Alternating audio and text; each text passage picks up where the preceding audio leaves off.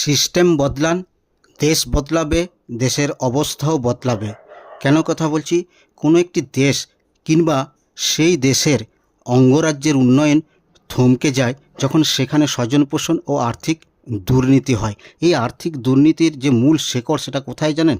যে কোনো দেশে কিংবা সেই দেশের কোনো একটি অঙ্গরাজ্যে দুর্নীতি শুরু হয় ভুল পলিসি ও খারাপ সিস্টেমের জন্য। এরপর আসি খারাপ সিস্টেম কি? এই ধরুন হাসপাতাল, সেটি যদি বেসরকারি হয় তাহলে সেই হাসপাতাল সরকারি গাইডলাইন মেনে নিজেদের মতো চিকিৎসা পরিষেবার মাধ্যমে ব্যবসা করবে। কিন্তু যদি সরকারি হাসপাতাল হয় এবং সেই হাসপাতালের কোনো দায়িত্বপ্রাপ্ত আধিকারিক যোগসাজশ করে অর্থের বিনিময়ে কোনো বহুজাতিক সংস্থাকে হাসপাতালের নিত্য প্রয়োজনীয় চিকিৎসা দ্রব্য ও যন্ত্রপাতি কেনার জন্য বরাদ দেয়, সেক্ষেত্রে সেটা কতটা নৈতিক দিক দিয়ে সেটা কতটা যুক্তিসঙ্গত বা ন্যায়সঙ্গত সেটা প্রশ্ন রয়ে যায়। তো এক্ষেত্রে অনেক সময় আর্থিক বা সামাজিক বৈষম্য তৈরি হয়।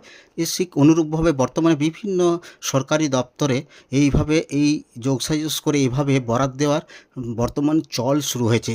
যেমন ধরুন বেসরকারি বিদ্যালয়গুলোর সাথে সাথে সরকারি বিদ্যালয়গুলো ব্যবসাতে নেমে পড়েছে। সরকারি বিদ্যালয়ের কিছু সংখ্যক শিক্ষক বেমালুল ভুলে গিয়েছেন যে পড়ুয়াদের শিক্ষাদানের বিনিময়ে তাদের মোটা টাকা বেতন দেওয়া হয়। বর্তমানে বেশিরভাগ সরকারি বিদ্যালয়ের কিছু সংখ্যক শিক্ষক ব্যবসা করতে শুরু করেছেন।